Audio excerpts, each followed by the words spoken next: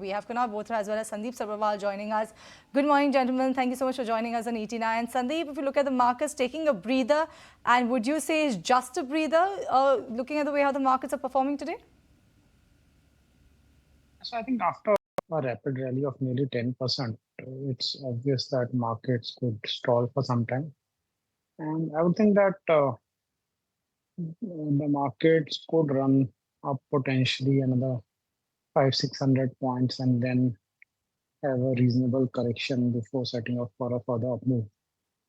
I think overall directionally it's a buy and decline market, and we need to look for opportunity. The results season has been reasonable. So the expectations from many companies were low for this quarter, and results they have been coming in line with that. Some companies have been reporting decent numbers also.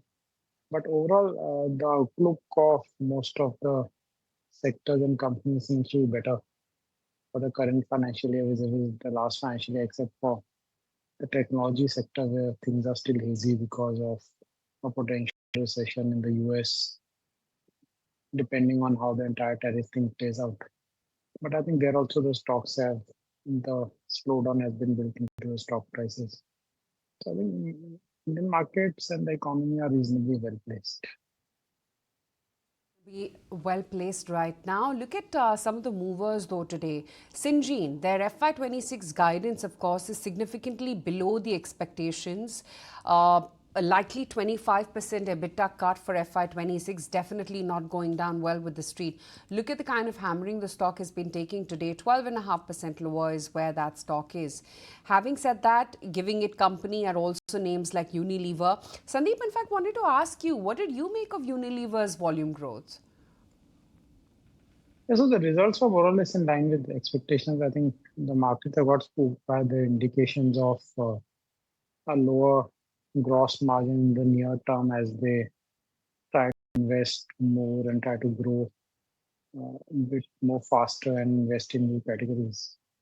But I think that's fine. So I think nothing much was expected out of consumer companies in any case till the March quarter. My guess is that from this quarter or next quarter, the growth in many consumer companies will start surprising on the upside as the interest rate cuts play out and the tax breaks given by the government in the last budget play out. So I think corrective moves in this sector should be used to buy for those who don't usually own these stocks rather than look at selling them on negative news, because it is most of the stocks have corrected. It's not that they're going to run away. So I think there could be opportunities on days when markets are more volatile, there are corrections, etc. But directionally, I wouldn't be negative on consumer stocks for this year.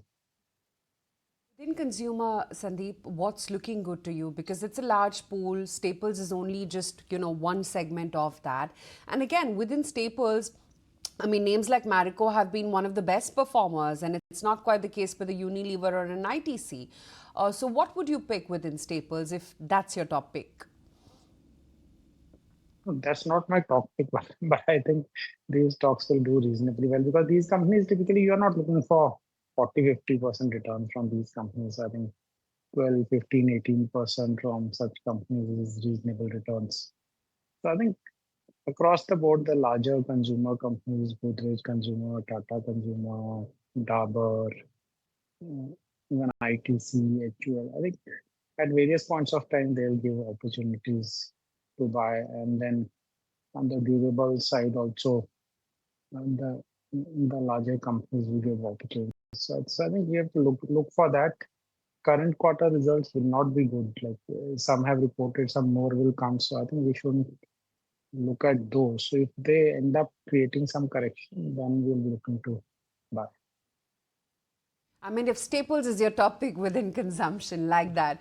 But here's the Unilever management, and they're pretty confident about what the future growth is going to be. In fact, they shared an aggressive investment pipeline as well to expand their product portfolio, adding that they will always prioritize growth over profit. Importantly, for our own business, we are very committed. We have been, going where the growth is, despite what the market conditions were in the last few years. And we've been strengthening our portfolio, moving it to faster growth spaces, getting channels of the future, building capabilities, innovating quite intensely, acquiring brands, launching brands. So we feel quite confident at this point that we have a strong investable portfolio. We have operationally quite robust. Our brand powers is strong and getting stronger. Our penetration growths are good. So we expect that as tailwinds come in, we are the best prepared for this turn. And therefore, we feel confident at this point to lean in and invest for the future. There'd be categories that are price sensitive, where there's high level of competitive intensity. We are going to unblinkingly defend those categories. We're also going to make sure that our price value equation is absolutely on dot. That gives us the best chance to actually improve our competitiveness further. Between growth and profit, it's unblinking growth as a priority for us. And we have very strong levers to manage margins. This is more investment-focused decision where the margins will be a little lower compared to where we are today. Our machinery, our reflex muscles on driving savings across all lines of the P&L, that remains very strongly installed. And it will keep helping us to keep driving more amount of investments across the board. Pipeline build that's broad-based across all three of the major platforms of our business. So we're carrying forward a lot of momentum in the large molecule manufacturing, and we expect that, which grew over 20% in fiscal 25, to flow through into 26. In discovery services, we see a strong pipeline build. One area where we're seeing that is the flow of pilot studies coming out of rebalancing of supply chains in our customer base, China plus one. And we've seen in fiscal 25, a high level of conversion of those pilots into full-blown programs, and we expect to see that momentum continue into 26. And also on small molecules, again, it's been a challenging year in 2025.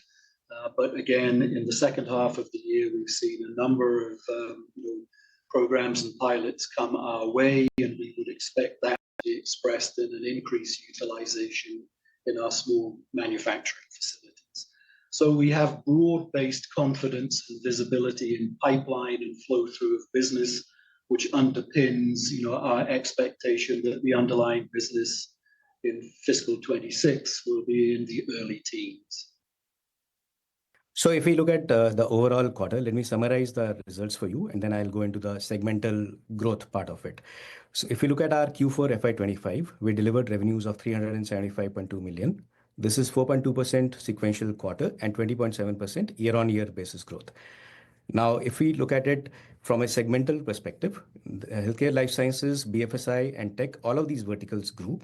If I look at specifically for the quarter, from a same quarter year-on-year perspective, healthcare life sciences grew by 33.6%, banking financial services by 26.6%, and software high-tech by 9.7% year-on-year.